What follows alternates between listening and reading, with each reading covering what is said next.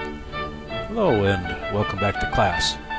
It's week 1 assignment time, and I'm going to be spending the next few minutes walking through the week 1 assignment. So, if you've started reading, that's good. But before you write anything, be sure and pay attention to what I'll be talking about in this video. So, just like we always start out, we go and look at the home page and check our announcements. And then we're going to be going to the week 1 assignment.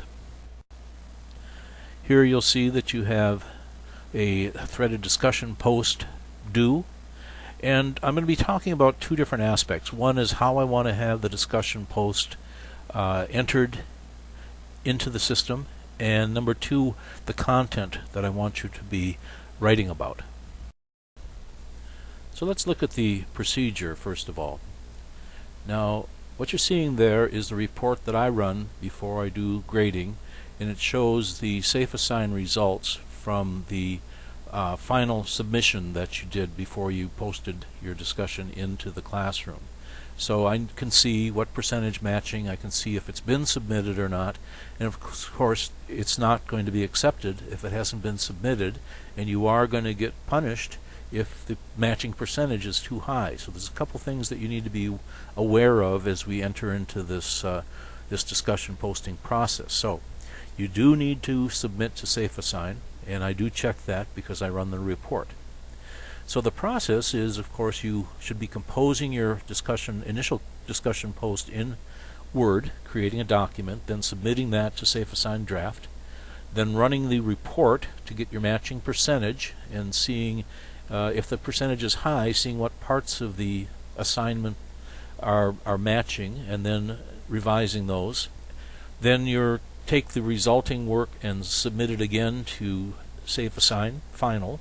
You'll again be able to look at the matching percentage in the safe assign report, do another revision, and finally when you're happy with it, you can copy and paste the final version into the text portion of the discussion post. Now, if all this work with safe assign doesn't make sense or it's a little bit confusing, you can review the safe assign video that I've put in the Start Here section. That'll give you more details, more instructions about using safe assign. So let's assume that you finished and you have your finished document and you're ready to put it in the class. The next thing you're going to do is click on the week 1 autobiography, and here you have to click on the words. That's the link. That'll take you to this screen, and again you'll have to click on the words. That'll bring you to the next screen. And here, what I'd like you to do, and this may be different than you've done in some of your other classes, is click on the Create Thread. So each of you, when you do your initial discussion post, is going to be creating a new thread. And the replies will always fall under that particular thread. Now the reason for that, for me, is I can tell the discussion that's going on within that thread. When everybody, especially in a larger class, is responding to the same thread, it gets very confusing as to who's saying what to whom. So everybody's going to have their own thread, and replies will come under that particular thread. So once you click on Create Thread, you'll be taken to this screen, and you can enter a subject. It's required. And then you're going to enter your document. You're going to copy and paste your Word document into the text portion. Okay, and then you're going to submit. The next part I'd like to talk about is the content of your discussion post. Now, this is what's written in the class that you're going to post an autobiography and going to include some information about yourself and your background and your career goals. Well, you've all been in classes together before, and you probably even know each other and are familiar with this. So this is very repetitive and doesn't really mean too much in terms of how this is going to get us going in the class. Plus, it's very difficult for me to grade who's doing a good job with their life or not. So what I would like you to do is introduce yourself briefly so I know who you are and a little bit about what you're doing and where you work and so on, but I don't need a life history. I just need to know who you are.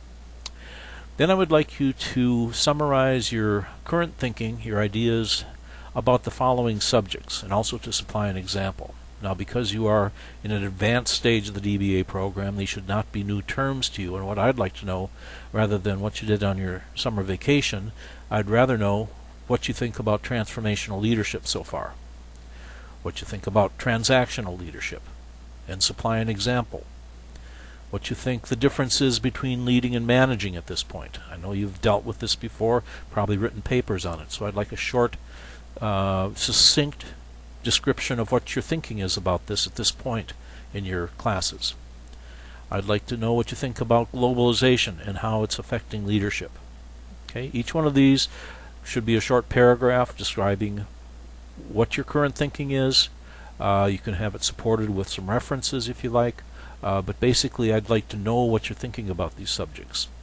And then in addition, to kind of make sure you're doing your reading, I'd like you to pick one of the following important figures from management literature, management thinking over the past century, and summarize his or her contributions. What particularly did one of these contribute to the evolution of management to where we are today? You could choose Frederick Taylor, you could choose Max Weber, you could choose Henri Fayol, or Mary Parker Follett.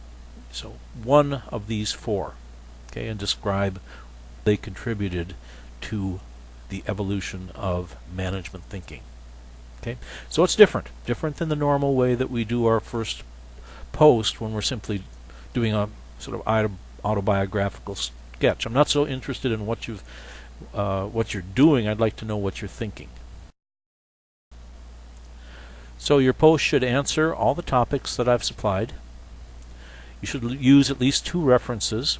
You'll notice when I send back your first graded assignment, you'll see that in the rubric it requires you to use 2 references, and one has to be from a scholarly journal, but there's no penalties for using more references. You should list your references at the end in a standard APA format listing. You should write in a scholarly fashion, as if you were writing a paper. It is like a paper, it's just shorter. Now your response post, when you're responding to somebody else or to me, you can stay more informal, more conversational. But remember to stay on topic. This is not a chat room. This is discussing particular topics that are important to the class. Make sure you cover the requirements, and I think for these assignments, the way that I'll be specifying them, you should plan on writing at least 800 words at a minimum. Okay, so they're not trivial assignments. These are supposed to be important contributions to the class. After all, for week 1 and week 2, you have no other assignments except to do your discussion posts and read. So these are supposed to be substantial efforts. May be different than you've been doing recently, but as I said in my introductory chat, or in my introductory presentation, I do things a little differently than some of your other professors, and you should now start getting an idea of my expectations. I pulled out of my last class one of the good examples of a discussion post. As you can see, it's written in a standard paper type fashion. It's not conversational. It has references. As you can see, it's got a couple on this page, and there were 3 or 4 more on a page that I decided not to show you. This is a kind of typical length that's going to be necessary for doing the sort of substantial work that I expect you to be doing for these discussions. So you can pull this out and make it a little larger if you wanted to read it, but overall it was a good solid post. This was not the way the students were posting at the beginning of class, but by the end of the class most of the students were doing good work and writing good substantial posts for their initial posts. So the keys to success for the week 1 assignments. Pay attention to the suggestions and advice that I'm giving you in this presentation. When I sit down and grade your work, I'm grading it according to the standards that I'm setting when I do these presentations. Your initial posts are supposed to be formal expressions of your reaction to the assigned topics. You're supposed to answer all the questions, make sure you cover the requirements, make sure you write in an organized, correct fashion. Make sure your grammar is good, your spelling is good, punctuation, word choice. Write in a fashion that's formal, not conversational. As I said, this isn't a chat room. Don't use slang. avoid colloquialisms, and avoid contractions. In a way, this is a good practice session for the writing that you'll be doing in your papers. So this can demonstrate how your current writing is, and I can respond to that. When you respond to one of your classmates' posts, make sure you're looking at what they've written and thinking about it.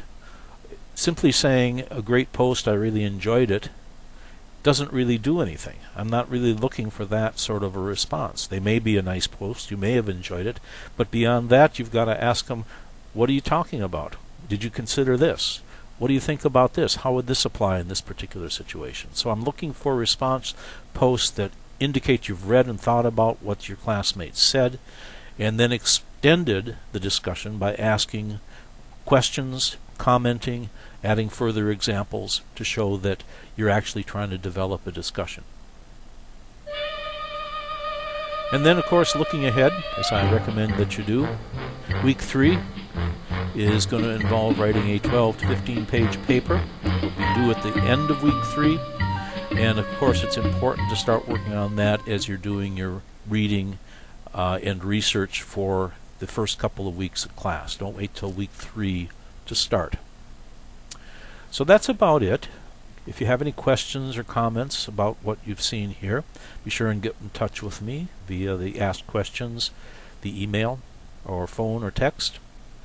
And try to look at this as the first example of demonstrating what you can do, what you've learned so far in your graduate school courses, and demonstrating to me your ability to present your ideas in a scholarly fashion. So, until next time, goodbye and good luck.